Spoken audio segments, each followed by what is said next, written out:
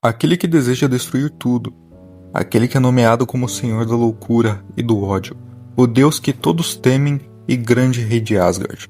Mas quem era Odin antes de ser tão temido? Ele era apenas o pequeno Velk em uma vila. E hoje iremos falar sobre o passado do Odin em uma análise completa a seu flashback. Então se junte a mim nesse vídeo onde iremos explicar o flashback do maior vilão de Shumatsu no Valkyrie. Para aqueles que estão curiosos quando esse flashback começa, temos duas partes, o flashback dos deuses primordiais e do próprio Velk.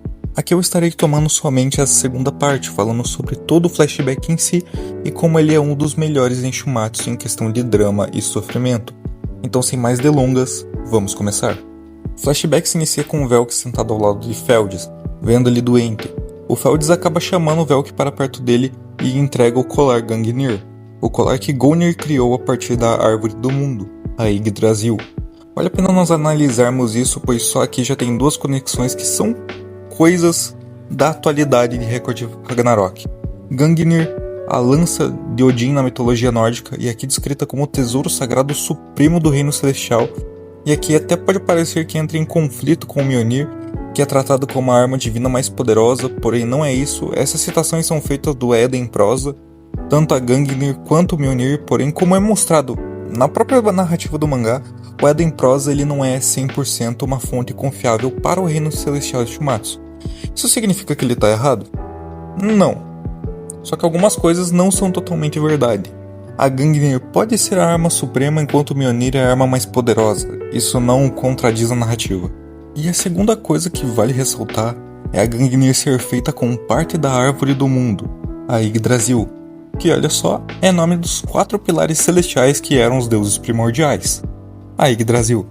Isso é basicamente o mangá falando já por agora que o Velk, que futuramente virá a ser o Odin, já carregava consigo a, entre aspas, vontade da Yggdrasil, ou já estava conectado ao grupo dos deuses tão temidos que eram capazes de ameaçar o próprio paraíso.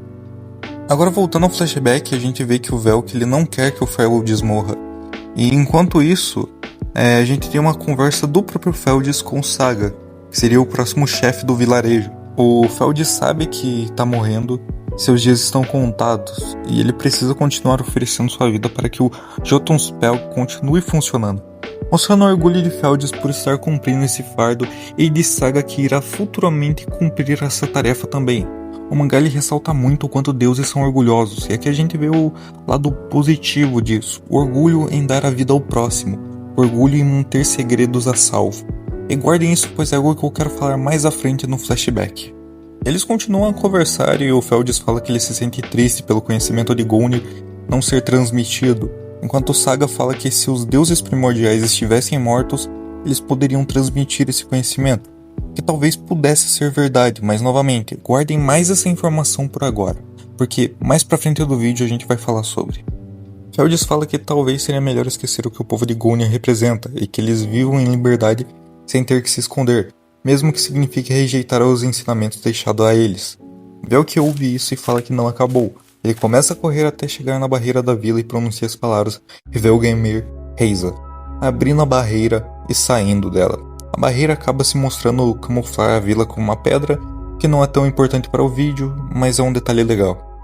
Após uma geração inteira, finalmente o povo de Gungnir faz contato com o mundo exterior através de Velk, que fala sobre os deuses primordiais e Gungnir para vários deuses menores, mas obviamente ninguém entende o que esse garoto tá falando, taxando ele como se ele fosse mais um daqueles caras que fazem teorias da conspiração na internet. E é aqui que a cobra começa a fumar mais que o monarca em qualquer podcast. O Velk vai até uma biblioteca e começa a ler vários livros sobre os deuses primordiais, vendo que não tem nada falando da Yggdrasil, do Gleipnir ou até do Ragnarok. Ouvindo a notícia que os deuses primordiais morreram, o Velk fica feliz com isso e decide correr para contar ao Feldis e ao povo de Gungnir. Mas a felicidade dele dura um pouco, porque um deles está observando. Velk abre a barreira e quando menos espera, recebe o raio da morte que os fãs do Tesla estavam esperando que ele usasse contra o Beelzebub. Os deuses primordiais invadem a vila de Gungnir, enquanto Velk agonia no chão, chorando enquanto ele está morrendo. Esses caras avançam para matar o povo de Gungnir. E se perguntam por que eu chamo os deuses primordiais de esses caras? É porque eles não têm nome. Esses caras são basicamente randoms sem nomes. Mas então, para pelo menos nós termos como falar sobre cada um, eu vou nomear eles. Essa mulher vendada aqui eu vou chamar de Coraline, esse velho eu vou chamar de Libélula, e esse mano com cicatriz no nariz eu vou chamar de Shake. Dito isso, vamos para a continuação do flashback. Enquanto o Velk tá agoniando de dor no chão, a gente vai para a vila onde o Saga fala que o Jotunspelg foi destruído. O Shake olha para ele e pergunta se aquele lugar é a casa do Feuds. E o Saga fala que eles estão matando todo mundo, tentando encobrir o passado e fazendo como a Yggdrasil fez. Aqui é interessante se falar que a comparação dos deuses primordiais com a Yggdrasil não é de total erro. Eles estavam massacrando deuses mais fracos por pura escolha deles. Por mais que venha aquele papo de proteger o Gleipnir e etc., isso não precisaria ser totalmente feito se a informação fosse disponível para todos. Pois, querendo ou não, atualmente em Shumatsu temos a Era de Ouro dos Deuses. Personagens como Hades, Shiva e até panteões inteiros poderiam guardar um dos tesouros da calamidade. Não haveria nenhum deus capaz de roubar isso sem um exército ou sequer libertar a Yggdrasil. O erro dos deuses primordiais foi eles terem achado que a melhor forma de proteger o paraíso fosse a omissão de uma informação extremamente importante. E guardem o que eu digo, depois em Shumatsu, quando for revelado isso, vai ser muito pior. Agora voltando, o Shake mata o Saga, entra na casa do Feuds e vê seu corpo se desfazendo, pois através da destruição do escudo que protegia a vila, também destruiu a vida de Feuds. O Libélula então fala que eles têm que acabar com isso e pede desculpas, como se fosse só pedir desculpas por massacrar um vilarejo inteiro por um motivo considerado altruísta. Não, Itachi?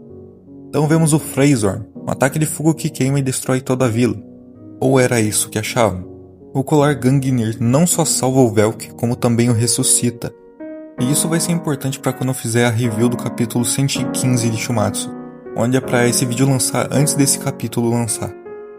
Os deuses primordiais então morrem devido ao uso do que restou de suas forças vitais, enquanto o Velk acorda vendo que todo mundo morreu por sua culpa. Então, ele começa a chorar pela perda daqueles que amava e obviamente isso vem com a culpa por ter causado a morte de seu próprio povo. Ele tenta explicar toda essa história e acaba sendo apedrejado. É aqui que entra o que eu falei para vocês lembrarem. Será que mesmo com os primordiais morrendo haveria a chance do povo de Gungnir mostrar a verdade? Lembrando que essas pessoas foram colocadas em um feitiço para esquecerem essa história. Então mesmo que eles sobrevivessem, talvez tivessem o mesmo destino do Velk, onde seriam apedrejados e outros deuses não acreditariam. Isso significa que se o povo de Gungnir tivesse sobrevivido, teria sido pior? Não. Seria melhor, pois eles ainda poderiam crescer e pessoas acreditarem nisso. Porém acho que nem todo mundo acredita no que são lendas, até mesmo para os próprios deuses. Um tempo indefinido se passa e Velk cresce. Ele está deprimido, ainda repetindo as palavras para querer mostrar a verdade para todos. Ele acaba quebrando mentalmente e se coloca a questionar se tudo que viveu era real, se tudo que viveu existiu. Ele não suportou o fato de que sua vida inteira foi apagada, toda sua história foi destruída. Ele então joga seu nome fora, seu passado e toda a sua existência. Denominando-se o Senhor da Loucura e do Ódio, ele agora passa a ser um deus com um só objetivo: exterminar tudo e todos. Então o flashback acaba com Odin feliz, pois tudo que ele precisa está escrito no livro de Gungnir. Lembram daquilo que eu falei sobre o orgulho dos deuses ser algo natural, onde uns têm orgulho e outros têm soberba? Bem, imagine que o que aconteceu para o Velk foi que basicamente o orgulho de sua vida foi retirado e moldado para virar algo maligno. Toda sua felicidade foi retirada de si, toda existência e vida. Enquanto ele enlouquecia, seu próprio desejo e orgulho se tornaram a morte de todos. E usando um pouco do spin-off aqui, quando um deus que não é controlável acaba se tornando soberbo, ele passa de todos os limites possíveis. E por isso, se o Ragnarok não der certo, pode ser que o próprio Odin passe por limites que ninguém imagine. E bem, agora chegamos até o final do vídeo, pessoal.